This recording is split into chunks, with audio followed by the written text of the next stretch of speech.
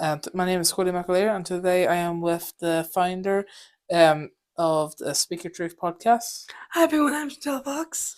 And today I'll be asking her some questions about how she created the podcast.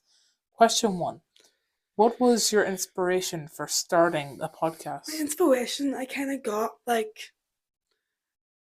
I do watch this other podcast called the LOL Podcast. Usually, if I haven't watched it, go check it out. Mm-hmm.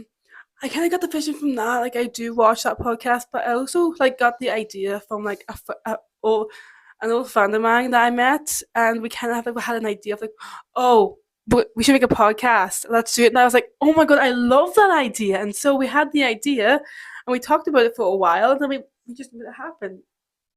Yeah. All right. Question two: what vision for the podcast have you seen in your mind?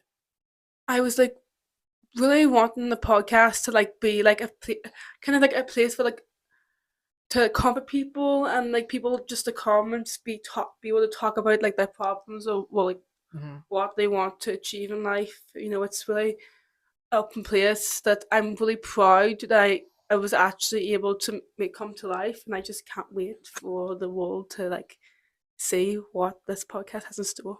Well, it's turning out really good so far. It's good. I've got great things about it. Question three: how long did it take you to create the podcast? I'm gonna say it took me roughly around a year to make. Yeah. I started working on it around May or April, Mm-hmm. and then I started started doing the computer work in college. I was in college, and any chance I got, I would work on it. I would go to college, and went to this app. I was coming up with thinking of the name, Mm-hmm.